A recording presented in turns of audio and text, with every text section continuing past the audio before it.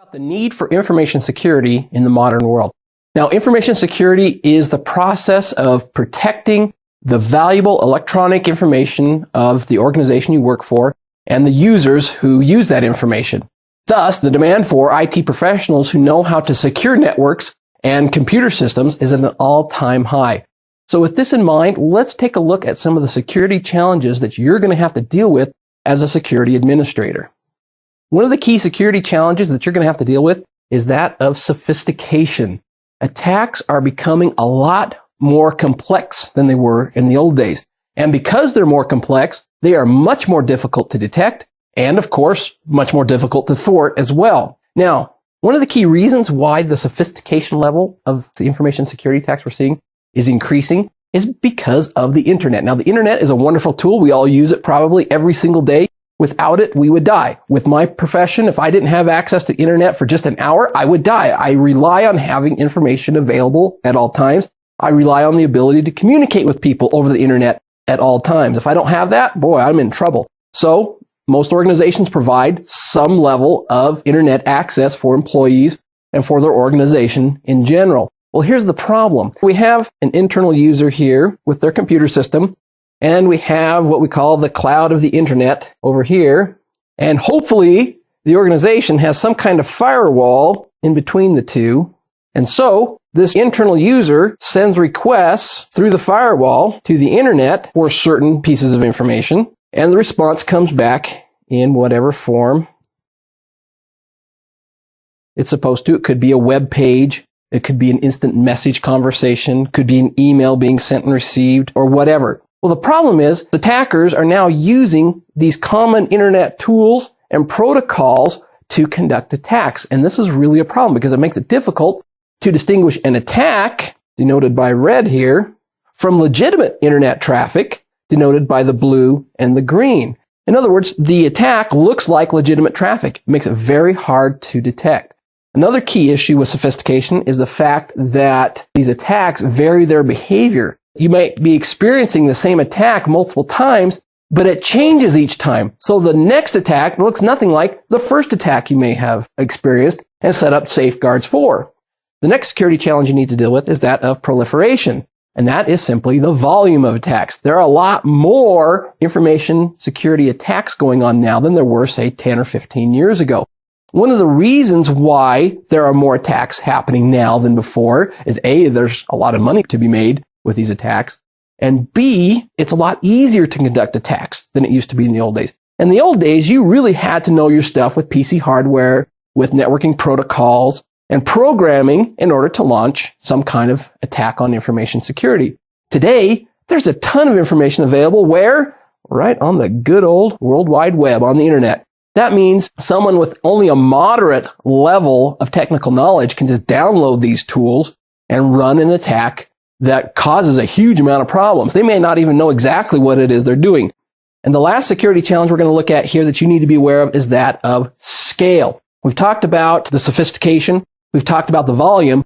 In addition to these things increasing, the scale and velocity of attacks are also increasing. And once again, it's due to the good old internet. Attackers can easily find various tools and conduct recon on various systems and identify weaknesses to exploit. Once a vulnerability has been identified, the attacker can then use the internet to increase the scale of the attack. A good example of this was a worm attack that happened a couple of years ago. It was called the Sapphire worm. It was also known as the Slammer. It was the fastest computer worm in history. As it began spreading throughout the internet, it doubled in size every 8.5 seconds. And it infected more than 90% of vulnerable hosts within 10 minutes of launching the attack. And at its peak, the Sapphire worm was scanning about 55 million computers per second. Basically, what it was doing when it was scanning was trying to find another computer to infect. In this way, you can see that the scale of the attack and the velocity of the attack, we should probably put velocity here because it's related to the scale, have increased dramatically because of the internet. Now, 20 years ago, when I was a young man in college, we had to worry about viruses on computers a little bit, but it really wasn't that big a deal. Basically, how they were spread was by floppy disk. You had to put your floppy disk in somebody else's computer that had already been infected. and then your disk would be infected, and you'd put it in your computer, then someone else had to come to your computer and put a floppy disk in order for the virus to spread. Now, as you can guess, that's a pretty slow way for an attack to spread. Using the internet, as we discussed here, ratchets up the scale and velocity of these attacks dramatically. In addition, there are such things as distributed attacks. Instead of launching an attack from just one single computer, attackers can now use distributed attacks where they use thousands of computers at once in an attack against a single computer system or a single computer network. For our purposes then, the term information security refers to the process of protecting valuable information in your organization that is stored digitally. Now, this information security process has three main goals. It's referred to as the CIA of information security. The C stands for confidentiality. In other words, only authorized persons can access the information. The I in CIA stands for integrity. In other words, we need to ensure that the information has not been tampered with in any way.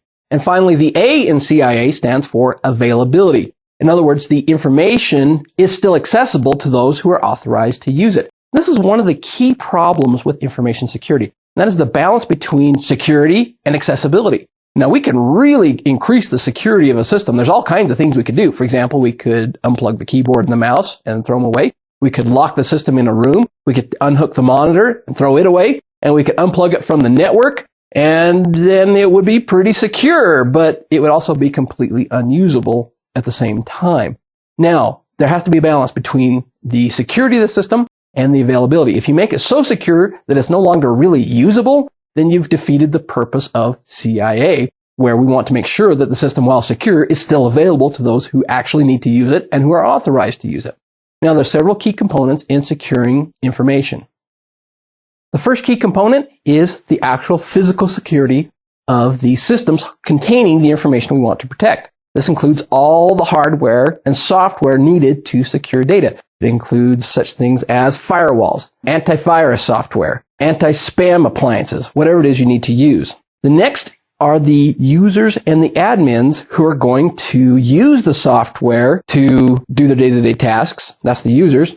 And the admins who are actually going to manage the software and hardware that provide network security. And this is actually probably, in my opinion, one of the key places we need to focus. We tend to get locked on the physical security. It's like, I got to put up this certain firewall and I got to run this antivirus software and so on and so forth. And that's good. You need to do that. But also focus on the users and the administrators. Because all the physical security in the world really doesn't help much if you have a malicious user on the inside. Or worse, if you have a rogue admin who has a lot more access than a user who is malicious and stealing information or conducting attacks or whatever from the inside. And then finally, policies. You need to establish rules for your organization in order to protect your critical information.